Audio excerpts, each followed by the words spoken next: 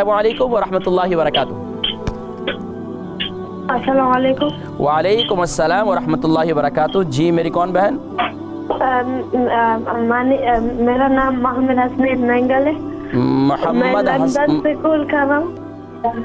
Mohammad Hasnain mangle जी, बेटा क्या कहेंगे आप?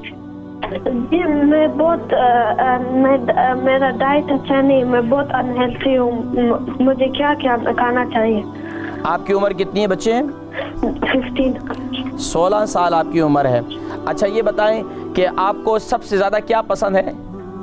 मुझे ज़्यादातर जंक फूड अच्छा लगता है। हाँ, जंक फूड अच्छा लगता है। तो जंक फूड आपको छोड़ना होगा, बाकी फिर मैं आपको बताता हूँ आपने क्या खाना है, ठीक है, हेल्थी रहने के लिए। जंक फूड, पिज़्ज़ा वीज़ा सब छोड़ना है। हाँ ये तो छोड़ना होगा ना मेरे बच्चे। कभी कभार आप खा सकते हैं, आप हफ्ते में 1 दिन इस्तेमाल कर सकते हैं, लेकिन इसके अलावा आपको जो है छोड़ना होगा, ठीक है।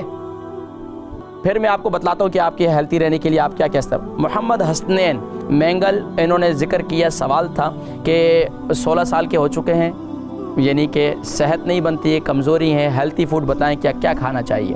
देखिए जी, इस मुल्क के लिहाज से हर जगह, हर मुल्क के लिहाज से अलग अलग जो है वो हेल्थी फूड है और उसके मौसम के लिहाज से खुराक का इस्तेमाल किया जाता है। हमारे नौजवान बच्चे ख़ास तौर पर सुबह जो उमूमन नाश्ता नहीं करते, और ये मैं जो बात करने लगा हूँ, ये बात जो है मैं तमाम ही अफराद जो भी माशाल्लाह अहले ईमान है उनके लिए तो बहुत ही मुफीद ये अमल बतला रहा हूँ। अगर आप अपनी रूटीन को इस तरह मैनेज कर लें तो इंशाअल्लाह आप हेल्थी रहेंगे, आप इंशाअल्लाह कमज़ोर नहीं होंगे, और यहाँ तक कि आपको कोई बीमारी भी आप पर हमला आवर नहीं होगी। देखें, सबसे पहले अपनी ग़िज़ा को मेंटेन करें।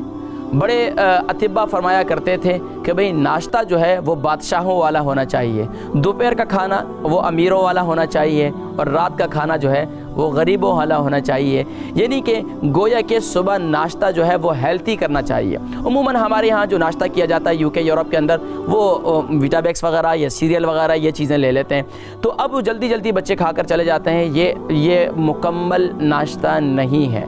उसमें सबसे बेहतरीन नाश्ता जो है वो पॉरेज है इस मुल्क के लिहाज से। अगर सुबह पॉरेज इस्तेमाल करें, और पॉरेज वो हमारे बुज़ुर्ग या वो मेरे जिनकी उम्र जो 25 से अबव हैं, तो उनके ख़ास तौर पर उनका यूरिक एसिड बढ़ जाता है। तो वो उसकी वजह ये होती है कि वो दूध के अंदर पॉरेज को पकाते हैं, पॉरेज को बनाते हैं। तो इसका बेहतरीन तरीक़ा है इसे पानी में बनाएं, और पानी में इसका इस्तेमाल, यानी कि इसको पानी में बना लें, और बिल्कुल यानी कि उसे थिक ना बनाएं, बल्कि उसे थिन करें, यानी कि गाढ़ा ना होने दें। उसे पकाकर सुबह नाश्ता करें, उसमें हस्ब ज़ायक़ा चीनी डाल दें। चीनी नहीं डालते तो बेहतरीन, सबसे बेहतरीन शहद है वो इस्तेमाल करें।